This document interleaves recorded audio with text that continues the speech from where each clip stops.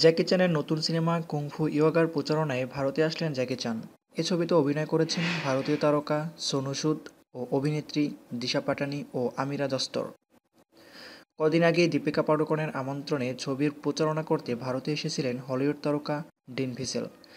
এবারে সহ অভিনেতা সোনু সুদের আমন্ত্রণে সিনেমার প্রচারণায় ভারতে এলেন কুংফু তারকা জ্যাকি চান। ইন্ডিয়ান এক্সপ্রেস জানায়, 23 জানুয়ারি মুম্বাই বিমানবন্দরে এসে নামেন জ্যাকি চান। ভারতের মাটিতে তাকে সাদরে বরণ করে নেওয়া হয়। এ সময় সেখানে উপস্থিত ছিলেন সোনু সুদ সহ আরও অনেকেই। কদিন আগে এক টুইট পোস্টের মাধ্যমে ভারতে আসার কথা জানিয়েছিলেন জ্যাকি চান। সে সময় ভারতীয় অভিনেতা সালমান খানের সঙ্গে দেখা করার পরিকল্পনার কথা বলেছিলেন তিনি। টুইট পোস্টে এ তারকা লিখেছিলেন, নমস্তে সালমান, আমি আমার ভাইয়ের সঙ্গে, মূলত এখানে ভাই হলেন সোনু সুদ, ভারতে আসছি তোমার সঙ্গে দেখা করতে।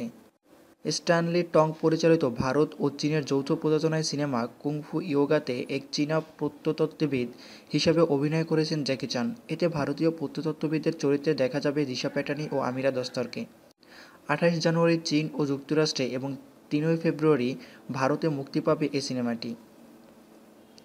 আমার চ্যানেলের সাথে থাকার জন্য সবাইকে ধন্যবাদ। আমার ভিডিওটা দেখার জন্য সবাইকে ধন্যবাদ। অবশ্যই অবশ্যই অবশ্যই আমার ভিডিওটা সাবস্ক্রাইব করবেন, আমার চ্যানেলটা সাবস্ক্রাইব করবেন। সবাইকে ধন্যবাদ। ভালো থাকবেন, সুস্থ থাকবেন।